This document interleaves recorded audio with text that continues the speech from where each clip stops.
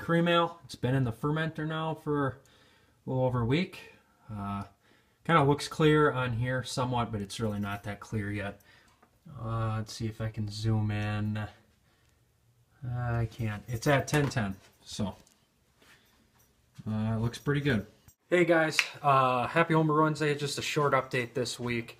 Not a whole lot going on. Well, I guess there is a lot going on, but I just want this one to be short. First up, the hop experiment, which I'm sure you've all heard of. Puka NC and Colorado Fly Fishermen started it.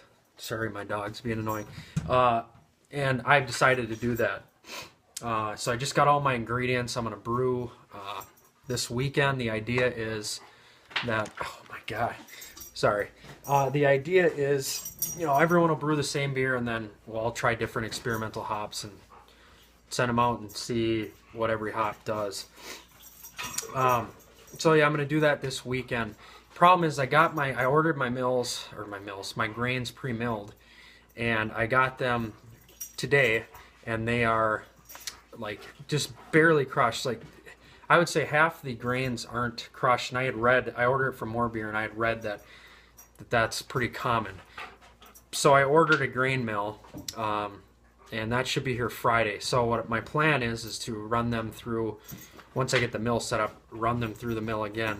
Have any of you guys ever done that? I don't know if you have to like widen the gap or you just do what the normal gap would be, or because it's already crushed, widen the gap. If you have any tips on that, if you've ever crushed grain that was pre-milled, just give me some tips there.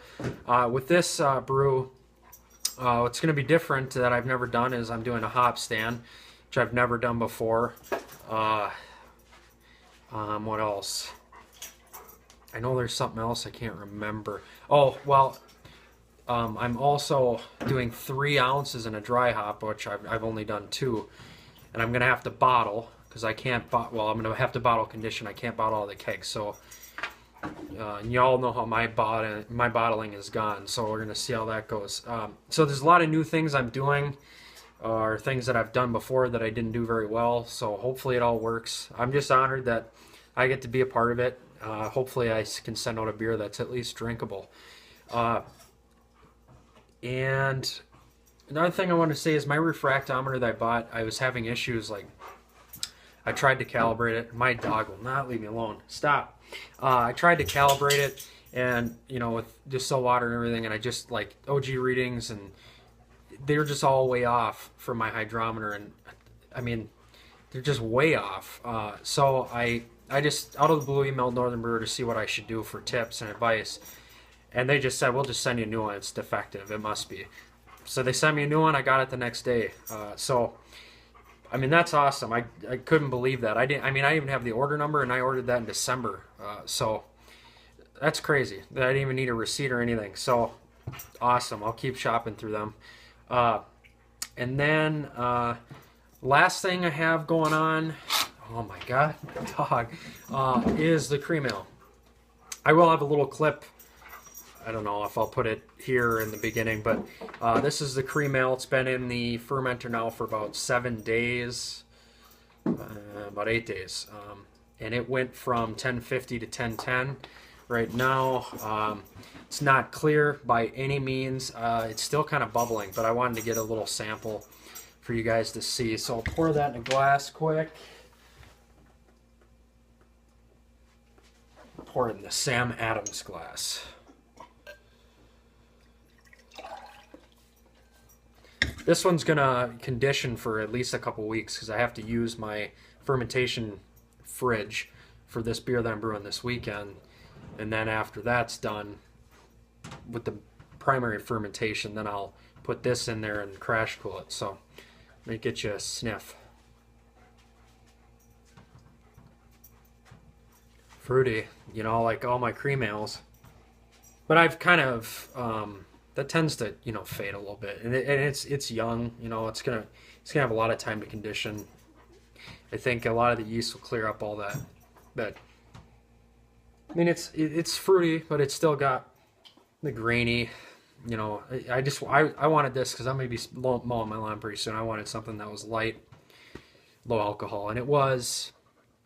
Yeah, it was 1050 to 1010, so it's 5.2%, I believe. So not too bad at all. Let's get a taste.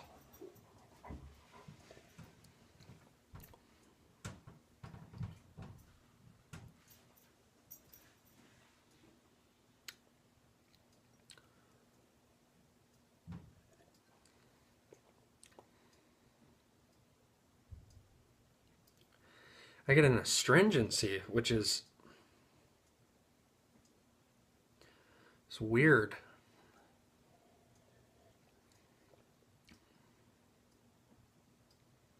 Boy, I'm hoping that fades. I don't know what that could be from. I don't typically get that in my cream ales.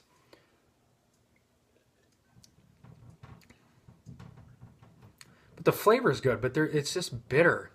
And I lowered the bittering hops, because the recipe I got, the alpha acids were different. So it's yeasty too, but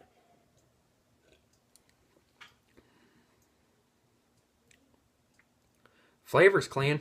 So I'll let it sit. I'm not going to give you guys another sample until it's kegged, and that won't be probably for, I would guess, at least 2 weeks, maybe 3 weeks. So, and we'll see if it cleans up. If it doesn't, it doesn't. It's drinkable. So, cheers, guys. That's it for me. We'll see you next week. Hey guys, I'm back quick. I did some research on astringency, and it makes sense now because they said one big cause can be overcrushing of grains. I don't know if I told you guys, but I mean, it was basically, it's like freaking flour from my local homebrew shop, and they just will not budge on changing the grain mill. So, hence why I got a grain mill. So that could be a factor. And they said boiling grains, well, it's definitely possible because I had so many stuck sparges that because I probably got lazy vorloffing and I got some grains in there, which is possible. And then 3 is that when I was sparging, I think my water got a little hot, and they said that can release tannins. So all 3 of those things sound like something that could have happened. My question is with conditioning time and cold temperature, cold crash, can that have effect to reduce the astringent flavor? If you guys know, let me know. All right, cheers, and I forgot, go Pack, go. Go Pack, go.